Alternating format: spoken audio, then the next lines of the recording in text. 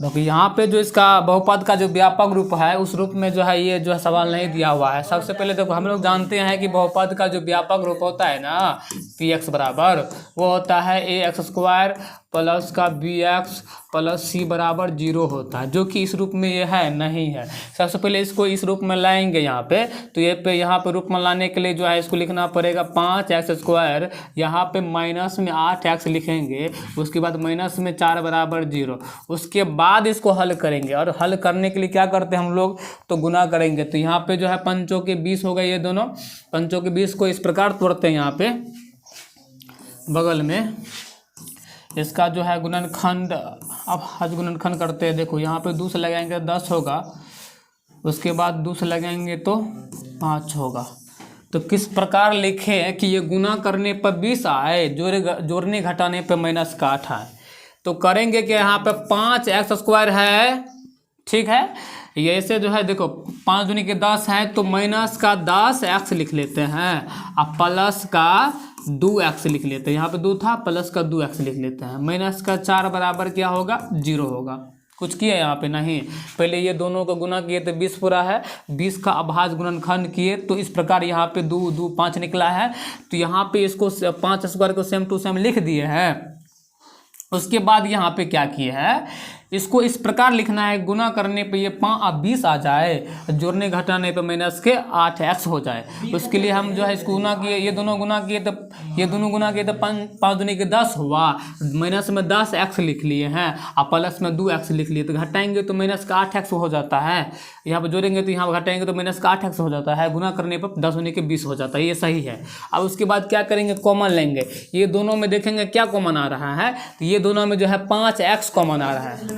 तो 5x जो common आ रहा है यहाँ पर 5x को कॉमन ले लेंगे। उसके बाद यहाँ पे 2 x था तो 1 x बचेगा माइनस में, तो माइनस में लिखो। उसके बाद यहाँ पे 5x कॉमन लिए तो 2 बचा है, 2 बचा है खाली, क्योंकि यहाँ पे 5x कॉमन ले लिए है तो सिर्फ यहाँ पे 2 बचा है। यहाँ पे प्लस कॉमन लेते हैं कितना, यहाँ पे जो कॉमन ले लेते हैं हम लोग 2 कॉमन लेते हैं। यहाँ पे प्लस में 2 कॉमन लिए हैं तो यहाँ पे 1 x बचा है, माइनस में यहाँ पे 2 कॉमन ले लिए तो यहाँ पे 2 बचा है, बराबर क्या 0। उसके बाद यहाँ पे देख रहे हैं कि एगो जो है यहाँ पे निकला है 5x प्लस के 2, ये दोनों में से कॉमन लेके लिखेंगे x माइनस के 2 बराबर 0। उसके बाद यहाँ पे देखो 5x प्लस 2 बराबर जो है 0 ले लेंगे और इधर जो है x माइनस 2 बराबर 0 ले लेंगे। उसके बाद यहाँ पे जो है हमको चाहिए x का वैल्यू, तो यहाँ पे प्लस में 2 है, उधर भेज देंगे तो माइनस में 2 होगा। और उसके बाद जो है यहाँ पे देखते हैं आगे क्या होता है। देखो तो यहाँ पे जो है हमको चाहिए x का वैल्यू, हमको x का वैल्यू चाहिए। x के वैल्यू निकालने के लिए क्या करेंगे, यहाँ पे 5 गुना में है उधर भेज देंगे तो भागा में हो जाएगा। उसके बाद यहाँ पे डायरेक्ट x बराबर जो है प्लस का 2 निकल जाएगा। इस प्रकार जो हम जो है यहाँ पे निकाल लिए 2 शून्य का। यहाँ पे देख रहे हैं कि अल्फा का मान कितना है, तो अल्फा का मान देख रहे हैं कि यहाँ पर अल्फा का मान निकल गया है। अल्फा का मान पहला वाला शून्य होता है -2/5। उसके बाद बीटा का मान निकला है कितना, मतलब दूसरा वाला शून्य 2 निकला है। उसके बाद उसको सत्यापित करने के लिए हम लोग जानते हैं अल्फा प्लस बीटा बराबर क्या लिखेंगे, -b/a लिखेंगे। अल्फा का मान कितना था -2/5 है और बीटा का मान कितना है तो +2 है। माइनस यहाँ पे b का मान कितना है तो बताना, b का मान यहाँ पे ऊपर में दिया हुआ है 8।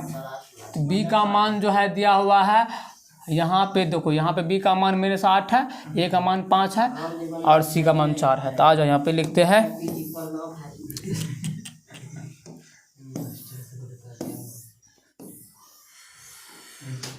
तो इसको हल करते हैं। देखो यहाँ पे माइनस, यहाँ पे 8 था ना, b का मान कितना है -8, a का मान कितना है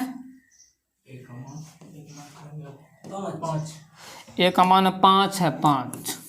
उसके बाद इसको हल करेंगे तो हल करने के बाद यहाँ पे लघुत्तम लेते हैं तो 5 होगा, ठीक है ना। उसके बाद 5 का 5 माइनस के 2, ये 5 दूनी के प्लस का 10 होगा बराबर माइनस माइनस उधर प्लस हो जाता, माइनस में 8 है b का मान है। देख लेते हैं यहाँ पे, तो यहाँ पे माइनस में 2 निकला है, यहाँ पे घटाने के बाद ये प्लस में, चलो ठीक है। तो यहाँ पे ठीक है, आ जाओ यहाँ पे माइनस माइनस गुना करेंगे क्या होगा, ये तो प्लस होगा, प्लस में 8/5 होगा। उसके बाद इधर घटा देंगे तो प्लस का 8/5 बराबर 8/5।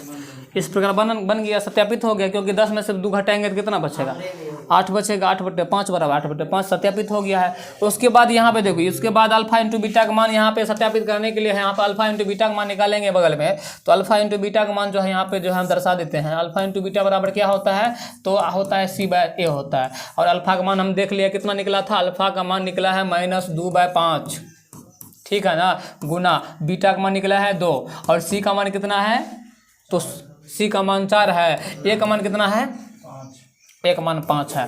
तो उसके बाद यहाँ पे देख रहे हैं कि यहाँ पे गुना करने पर जो है ऊपर पर गुना करेंगे, दूधनी के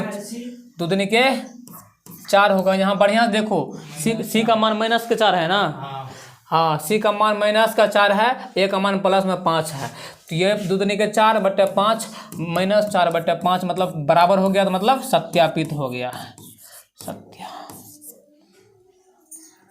इस प्रकार सत्यापित कर दिए हैं।